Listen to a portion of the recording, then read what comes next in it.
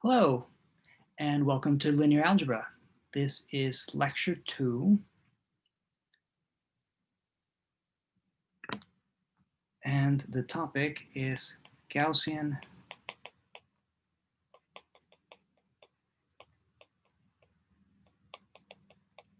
elimination. Okay, so last time we talked about general introduction and historical examples.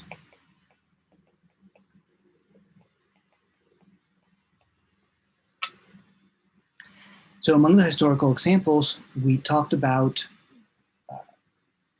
an ancient Chinese text that described a system of linear equations and gave a system for solving it. So I mentioned that that system is now known as Gaussian elimination. So we're going to go over that system today. Okay, so let's go back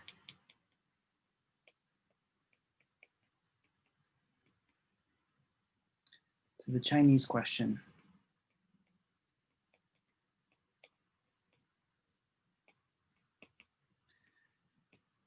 From lecture 1.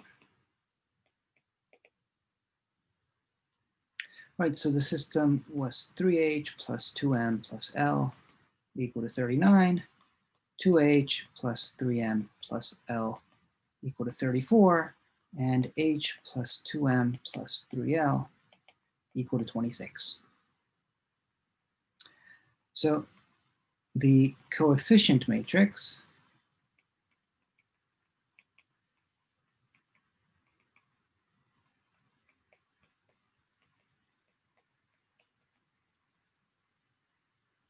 of this system is the matrix, a rectangular array of numbers that we get from the left-hand side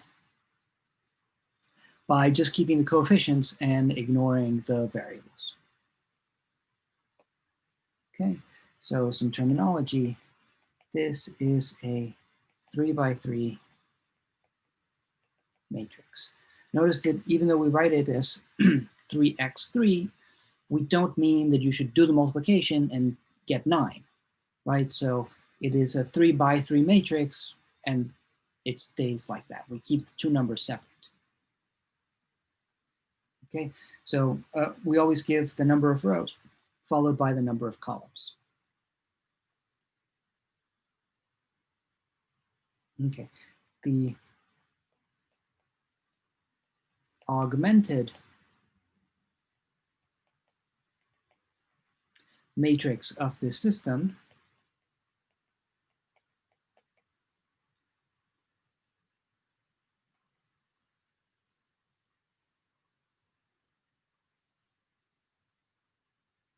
is the matrix we get by starting with the coefficient matrix. And so 3, 2, 1, 2, 3, 2, 1, 1, 3. Then we're going to put a dotted line. That's not really necessary, but we'll do it whenever we remember, just to make it clear that we're augmenting.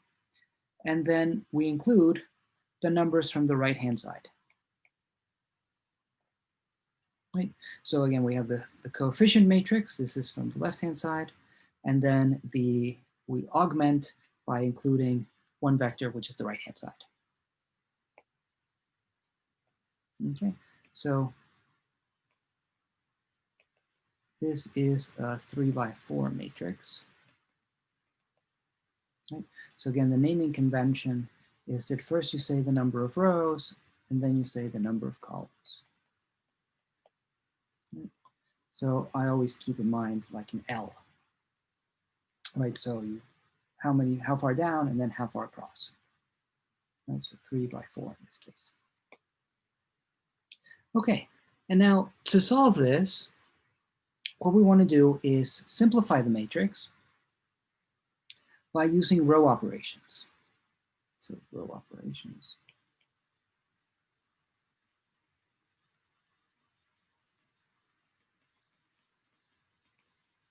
Okay, so these are going to be three operations, three things you can do to the matrix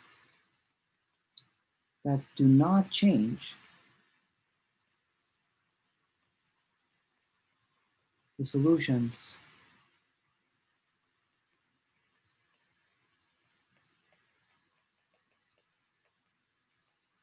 of the equations.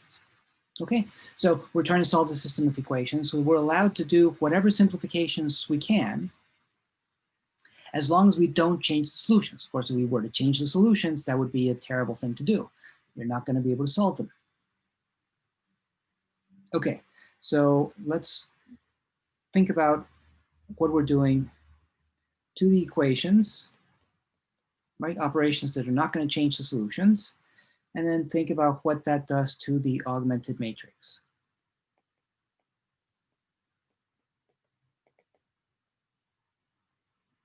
Okay, so the first thing is add a multiple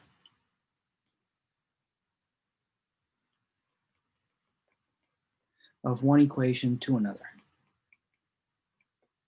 Right, so we did this last time when solving the Babylonian system of equations. If I add, I'm not changing the solutions, right? If something solved before, it continues to solve, and vice versa.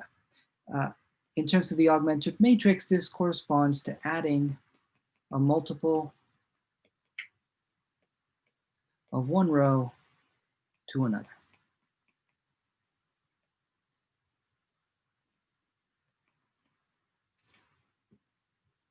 Okay,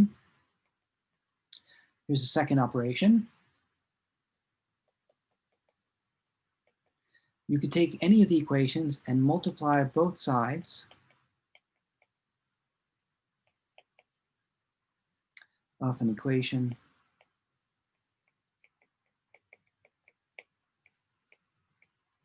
by a non-zero constant. Okay, again, it's reversible, so it's not going to change the solutions. In terms of the augmented matrix, this corresponds to multiply a row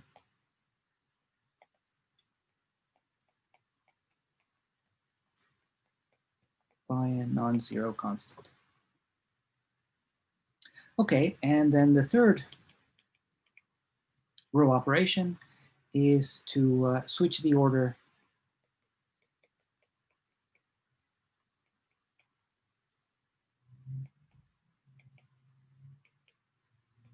the two equations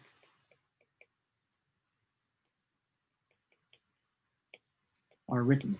So if I have equation 1, equation 2, equation 3, I have the same solutions as if I look at the system where I have equation 2, equation 1, equation 3. Right? That's pretty obvious. And in terms of the augmented matrix, this corresponds to switching the order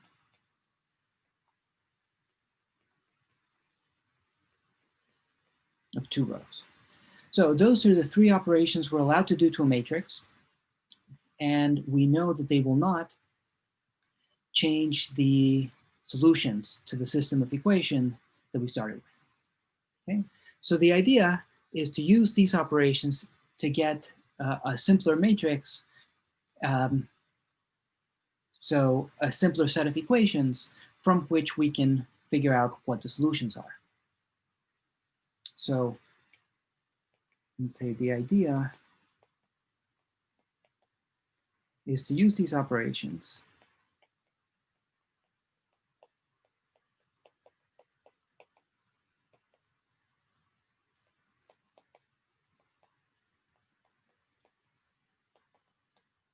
to get the augmented matrix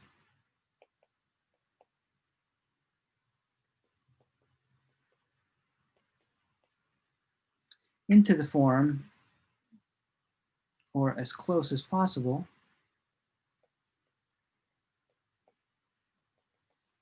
to something that looks like this. So we'll have something in the last column, so called C1, C2, C3. And where before we had the coefficients, now we have just zeros everywhere except the diagonal and ones on the diagonal. So the reason why this is ideal is that if we translate this back to a system of equations,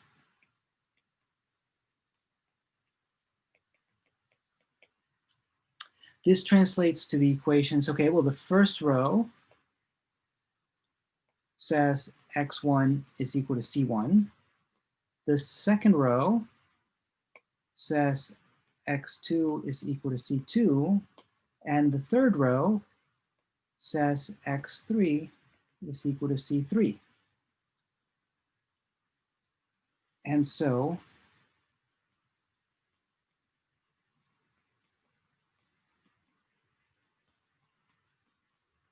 we have solved the system, right? So to say that again, if you are given a system of linear equations and you form the augmented matrix, and then using these row operations, you're able to get that augmented matrix to look like this. So the part that was the coefficient matrix now has zeros everywhere except for ones on the diagonal. Then you're done. You've solved the system. You just translate this back to a system of equations. And remember, these row operations don't change the solution. So we translate this back to a system of equations that has the same solutions as we had at the beginning. But now the system of equations is the trivial system. It just says x1 is c1, x2 is c2, and x3 is c3. Okay. So let's carry this out for the Chinese example.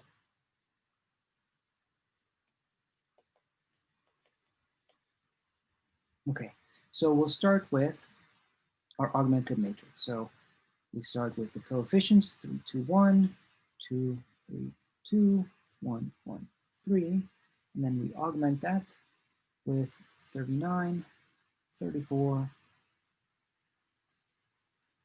26. Okay, and so we want to use row operations to get this into as close as we can to the ideals. Zeros everywhere except for ones on the diagonal on the left part.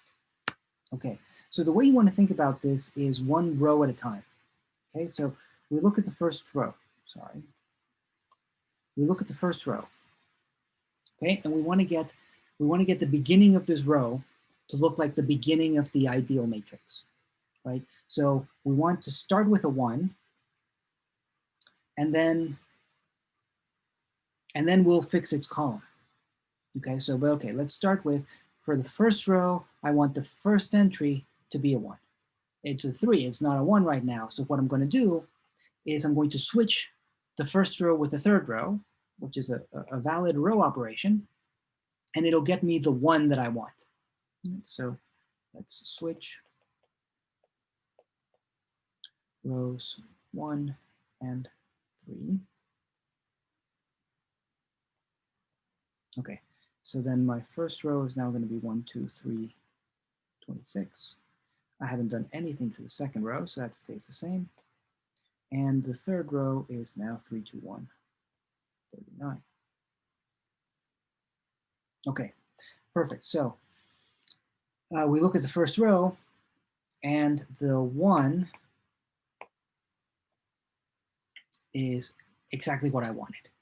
Now that I've gotten the first entry of the first row correct, I want to use that to clean up its column, right? So I want to clean up this. I want to clean up this 2 and this 3. Okay, so by clean up, I mean I want to make them 0, right? That's the advantage of having this 1 there, is that it's going to make it very easy to remove everything else in that column. So what I'm going to do is subtract row 1 from rows 2 and 3. Right? So this is, again, a valid row operation. We're allowed to add a multiple of one row to another. So let's see. I'm not going to do anything to the first row, so let's go ahead and write that. 1, 2, 3, 26. Okay, But now to the second row, I have a 2 here. So I'm going to kill that using this 1. So what I want to do is multiply the first row by -2 and then add that to the second row. Okay, so I'm going to start with a 0. Then I have -2 times 2, that's -4, and I add that to this 3, and I end up with -1. Then -2 times 3 is -6. I add that to this 1, and I end up with -5.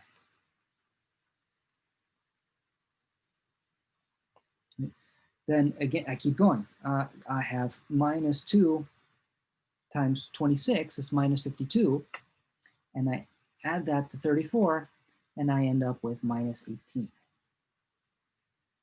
Right, okay, perfect. Next, the third row, I have a 3 here. So to kill that, I want to multiply this by -3 and then add it. So when I do that, I'm going to end up with a 0 there. Then -3 times 2, that's -6. Add that to 2, and I end up with a -4. -3 times 3 is -9. I add that to this 1, and I end up with a -8. -3 times 26, add that to 39, you end up with -39.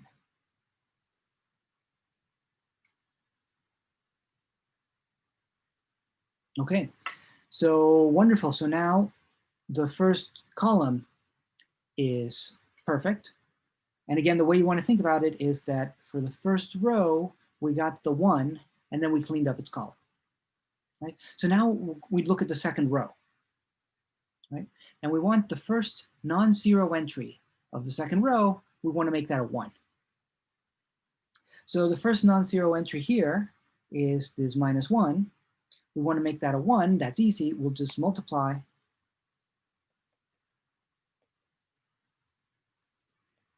row 2 by -1. Right? That's a valid row operation, so we're not going to change the solutions to the system. And let's see what this look like. Well, nothing happened to the first row. The second row, just everything gets multiplied by -1.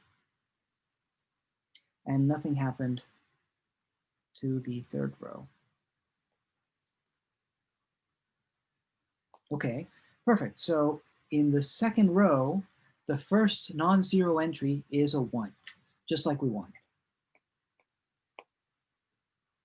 So now what I want to do is I want to use that non-zero entry to clean up its column, right? By clean up, I mean everywhere else I want zeros. So I want to kill this one, and I want to kill this one. Okay, and again, the point of having a 1 there is that it makes it very easy to clean up its column now. So let's subtract row 2 from rows 1 and 3.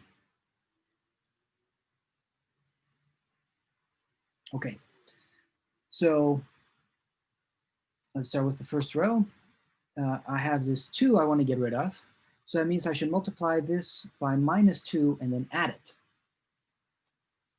So nothing happens to the 1. This one becomes a 0.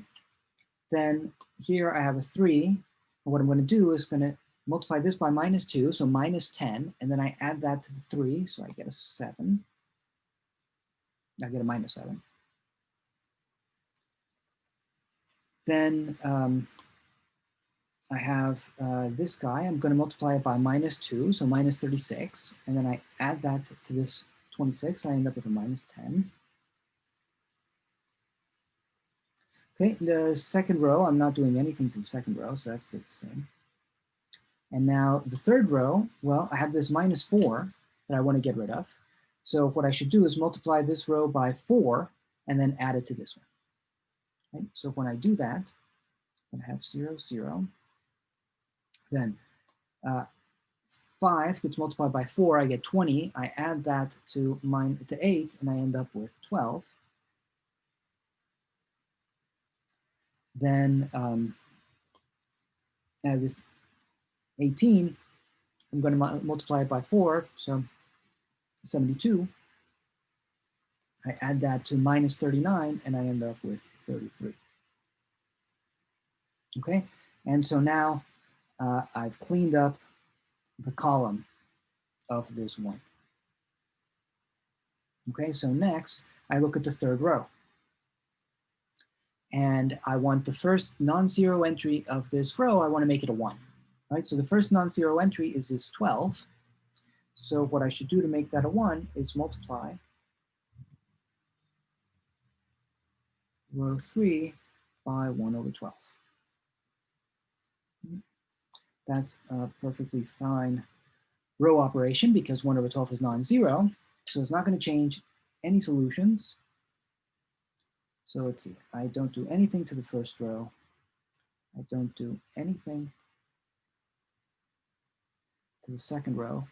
But the third row, I divide by 12. So this, and this becomes 33 divided by 12, which I can simplify to 11 divided by 4. Oh, sorry, this 12 is a 1. 11 divided by 4. Okay, so now the first non-zero entry of this row is a 1, just like I wanted. And I can use that 1 to clean up its column. Right, so clean up this column. I want the other entries to be 0. Okay, so the way I'm going to do that is subtract row 3 from rows 1 and 2.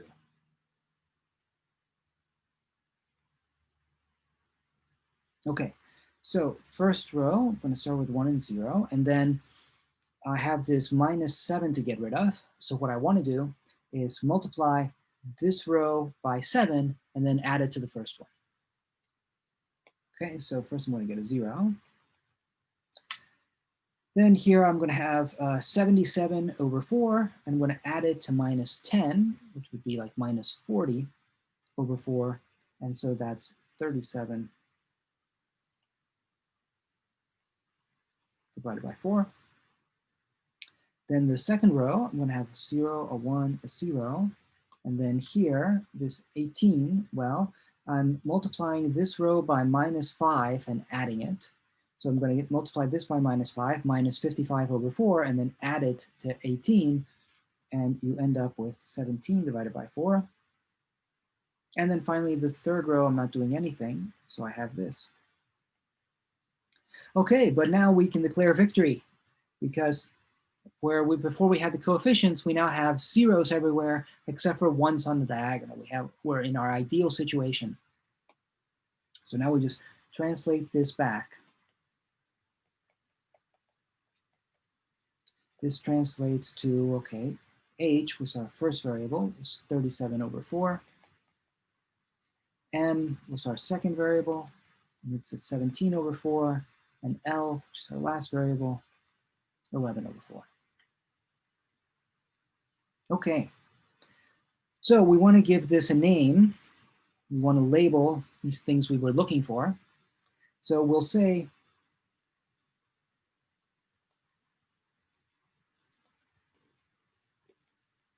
that a matrix is in row echelon form, or REF. So here, echelon, if you're not familiar with the word, it means something like step, like in a staircase. Each individual stair, you go up one step, right? That's what echelon refers to. So we're going to say the matrix is in row echelon form if it satisfies 3 things. 1, every row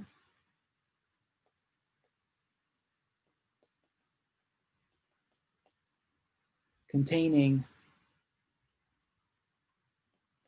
any non-zero entry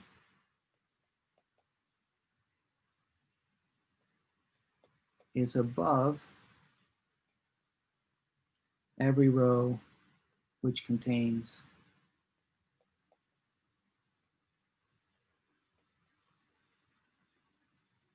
only zeros, right? So if you have any row that has only zeros, you put that at the bottom, right?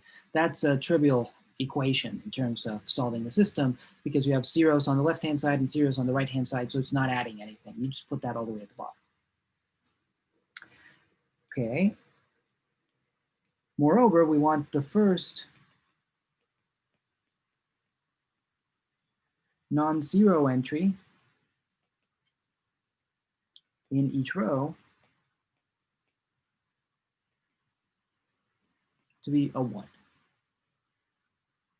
And then, and this is the echelon part, it's supposed to resemble sort of a staircase. If I is less than j, the first non-zero entry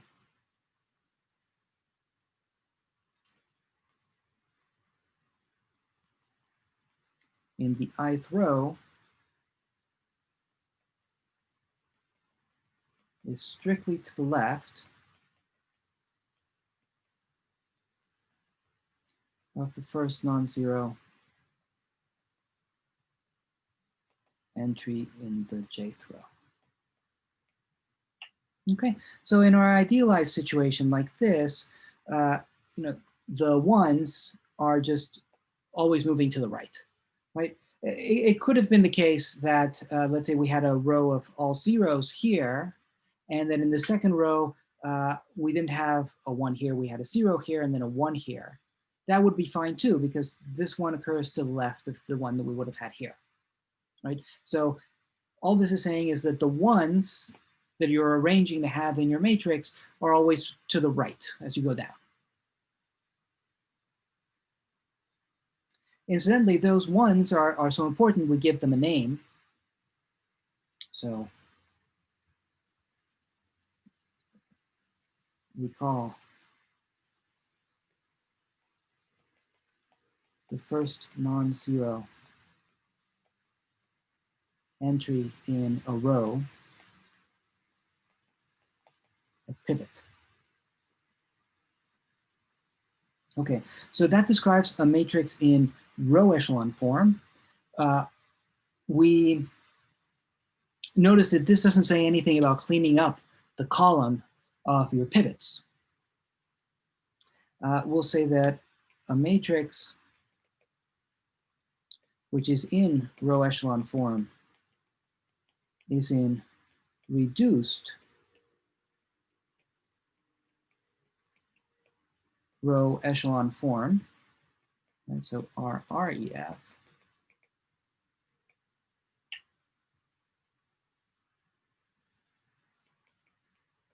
If also, so there's a fourth requirement, any column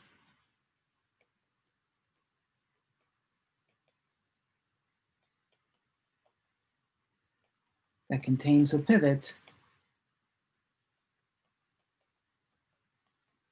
contains no other non-zero entries. Okay, so anytime you've arranged to have a 1 as the first non-zero entry of a row, then you've also cleaned up its column, so that there's nothing else in that column. Okay, so using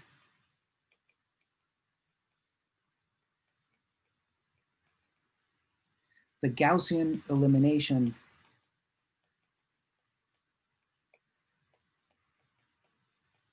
algorithm, which is what we just did in the example, every matrix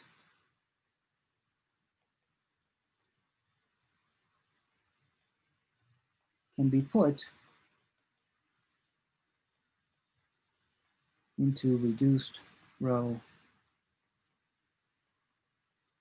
echelon form. Okay, so notice there are a lot of choices, right? We started by switching row 1 and row 3, for example. Instead, and that was just because the first entry in row 1 was a 3 and I wanted a 1. Well, instead I could have divided by 3 to start with, right? So, and that would have been fine. I would have ended up with that 1, but I wouldn't have had more fractions or fractions earlier on than we did, so I didn't want to do that. But I could have. There are many choices in how you carry out putting a matrix into reduced row echelon form. What's important is that regardless of what choices you make, you will not change the solutions to the system of equations. So always at the end, when you translate back to equations, you have the same solutions as the system you started with. Okay. So let's see a couple more examples of what else can happen. Okay, so e.g., suppose you have the system x plus 1/4 y plus 1/2 w is equal to 20, 2x plus 1/4 y is equal to 36, and x plus 8z plus w is equal to 176. Okay, so let's say you're looking at this. That's 4.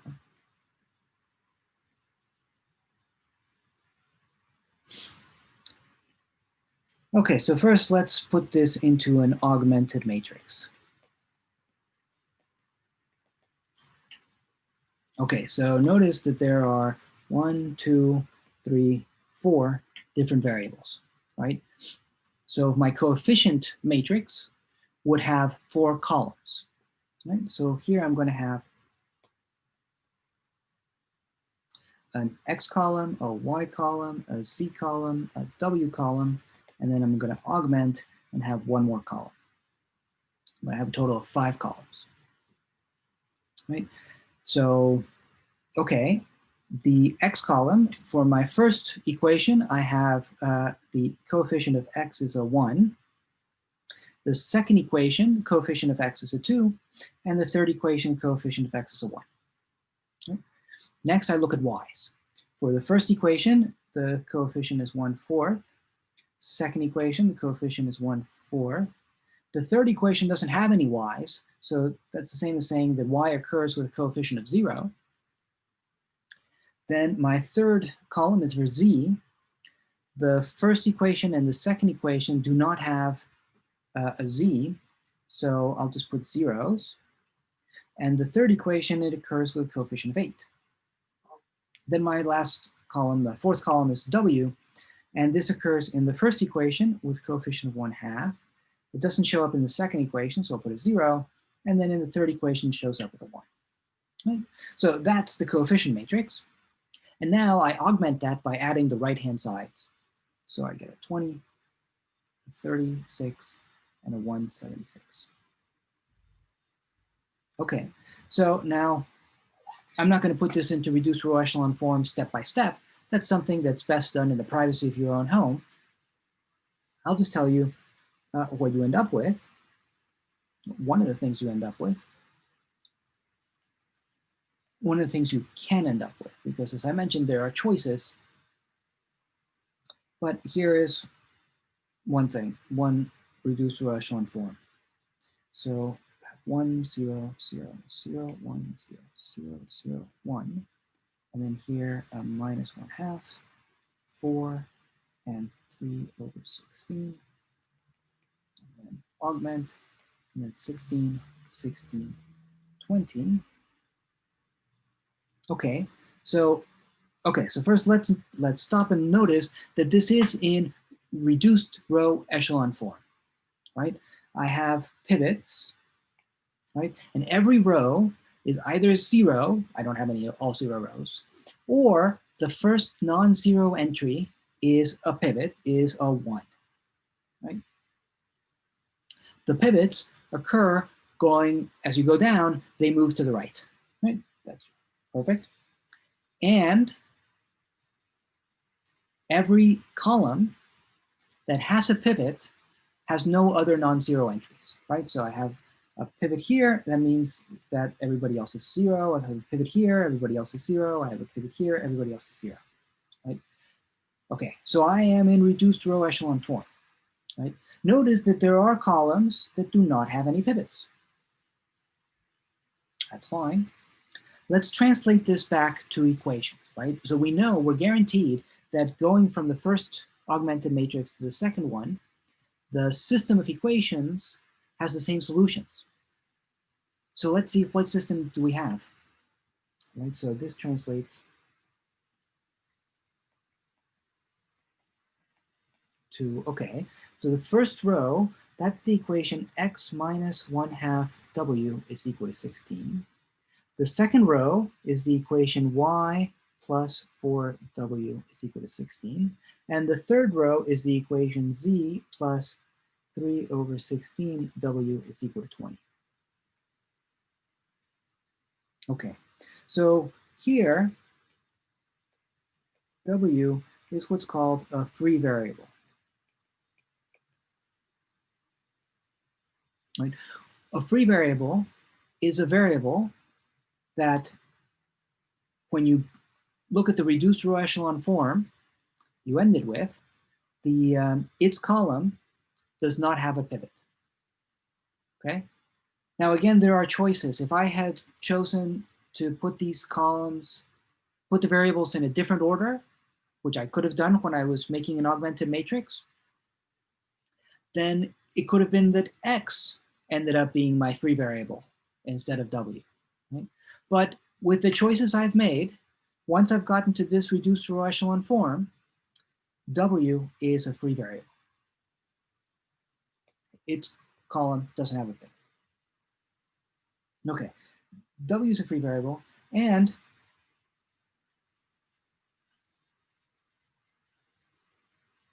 we can solve for x, y, z in terms of w, right? That's very easy. This system becomes just putting the w's on the right.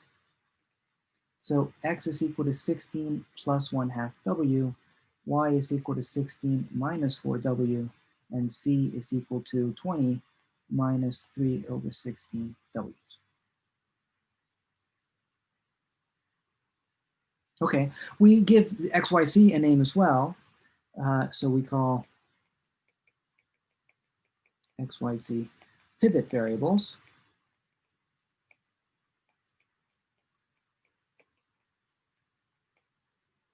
Right, so for the obvious reason that their columns have pivots. Right, so every variable, once you've gotten to a reduced row echelon form, every variable is either a pivot variable or a free variable. Right, and what you can do is solve for the pivot variables in terms of the free variables. Right? So this system has infinitely many solutions. Right? You give me any w, I'll give you x, y, z, so that together with w, they solve this system of equations. Right? So if you give me w equal to 0, then x equal to 16, y equal to 16, z equal to 20 is the solution. But if you give me w equal to 1, or w equal to 2, or w equal to pi, I can plug that in here and give you another solution of the system of equations. So a system like this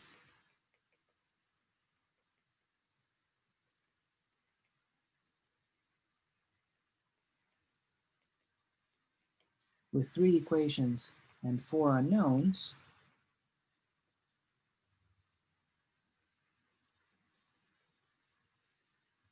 is called underdetermined.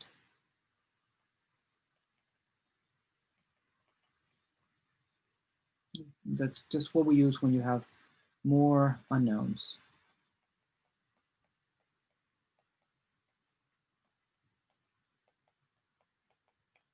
Than equations. Underdetermined systems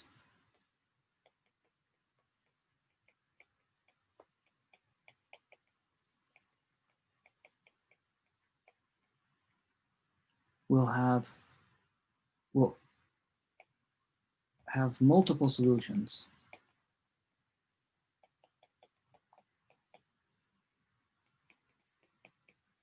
if they have any solutions. Right, so it's entirely possible that your system doesn't have any solutions. But if you have an underdetermined solution, then if you have solutions, you have multiple solutions. You have more than one. So how could it happen that you have no solutions? So for example, let's consider the system 3x plus 4y equal to 6 and 3x plus 4y equal to 7. Well, obviously, if 3x plus 4y is 6, then it's not equal to 7. So there's no way you're going to be able to find x and y that solve this system of equations.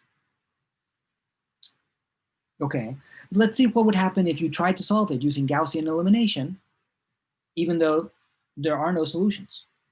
Right? Okay, well, we know what to do. We'll form an augmented matrix. Right, so we're going to have one column with the coefficient of the x's, one column with the coefficient of the y's, and then we augment and have one column with the right-hand sides. Okay, it's really easy to put this into reduced row echelon form.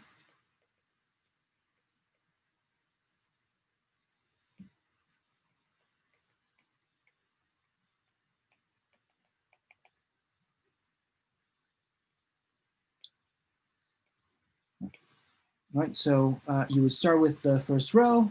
You want to make the first non-zero entry a 1, so you would make that, just divide everybody by 3. 1 4/3, 2. Then you would use this 1 to clean up its column, and you would end up with 0 0 1. Okay, now let's translate this back to equation.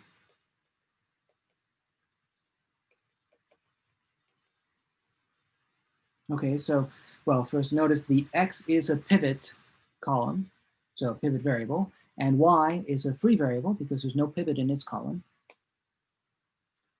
When we translate this to equations, the first equation says x plus 4/3 y is equal to 2, and the last row says 0 is equal to 1.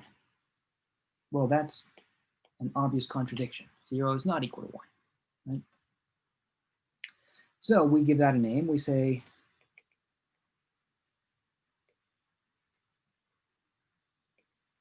this system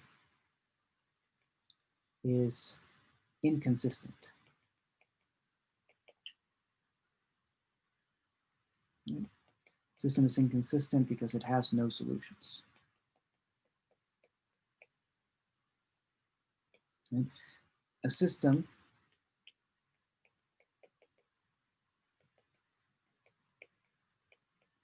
is inconsistent if and only if. Okay, well, you can always put an augmented matrix into reduced row echelon form, right?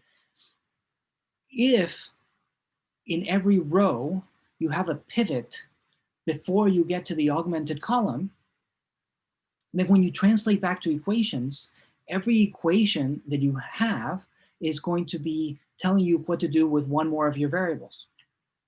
So the only way you end up with an inconsistent system is if something like what happened in this example happens. Namely, if the reduced row echelon form of the augmented matrix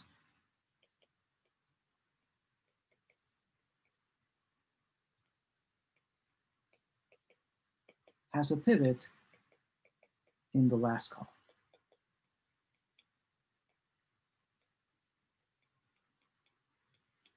And if you ever end up with a pivot in the last column, that means that that row, whatever row it is that has that pivot, doesn't have any non-zero entries before you got to the last column, right? That means that it's like this one, a bunch of zeros followed by a 1. So when you translate that back to equations, it's the equation 0 equals 1. And so your system is inconsistent. Okay, so we have underdetermined systems. So of course we also have overdetermined systems.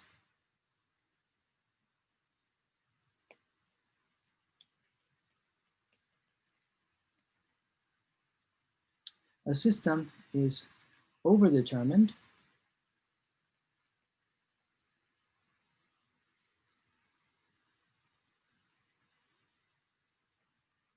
if there are more equations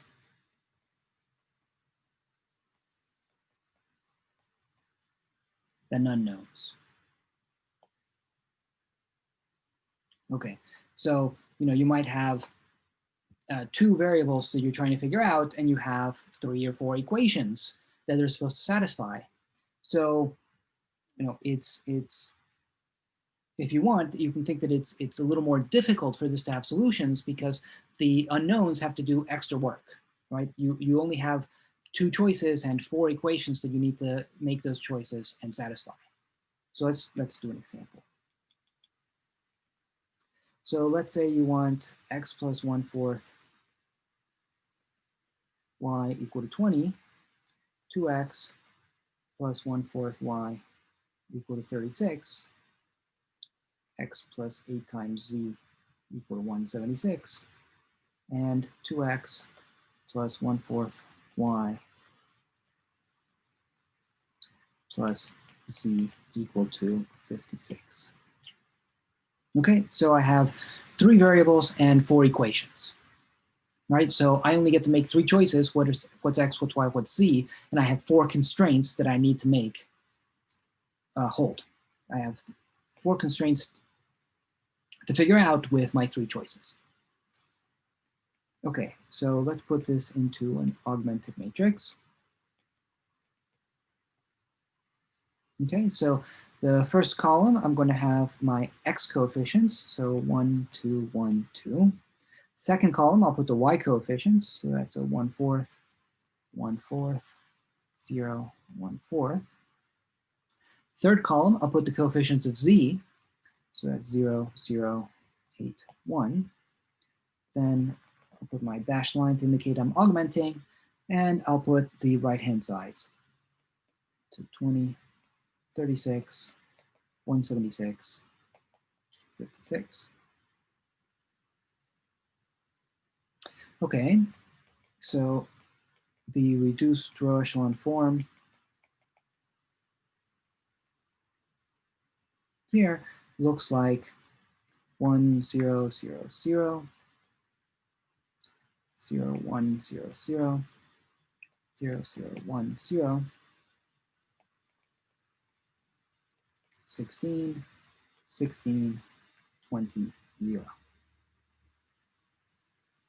Okay, and this translates to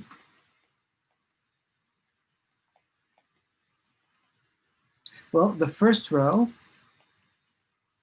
is a very nice equation. It says x is equal to 16. The second row says y is equal to 16. The third row says that z is equal to 20. And then finally, the last row says 0 is equal to 0. So here, this system has a unique solution.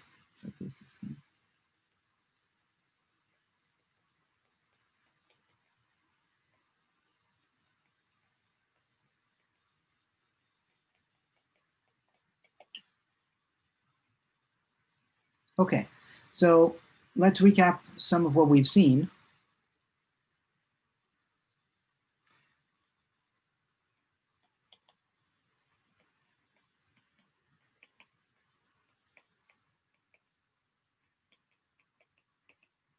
You start out with a system of linear equations,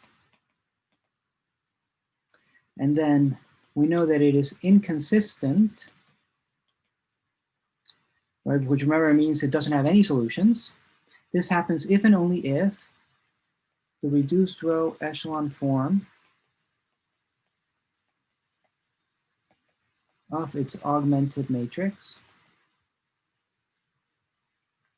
has a pivot in its final column.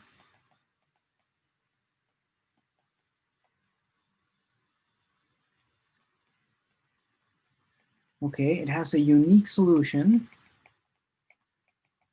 Okay, having a unique solution means that, well, first, you're not inconsistent, and you don't have any free variables, right? Because it's free variables that give you multiple solutions, right? So free variables, remember, were variables that whose column in the reduced row echelon form does not have a pivot. So having a unique solution what that is equivalent to is the reduced echelon form of its augmented matrix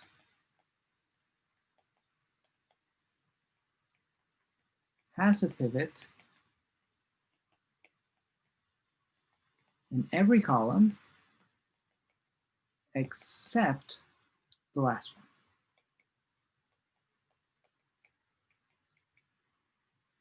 Okay, because if you had a pivot in the final one, then you would be inconsistent, right? But we want every column that corresponds to a variable should have a pivot.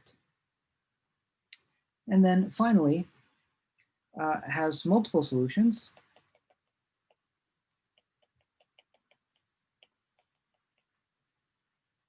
If and only if it has free variables.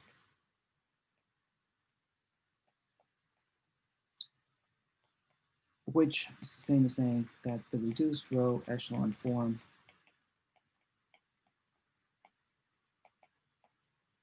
of its augmented matrix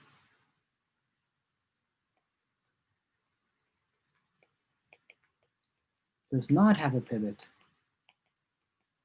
in its final column, right? Because otherwise it wouldn't have any solutions. And there are other columns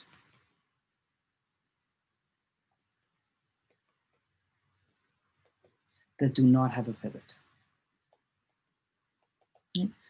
Those would correspond to the free variables. Okay, great. So we will stop there for this lecture and pick it up there next time.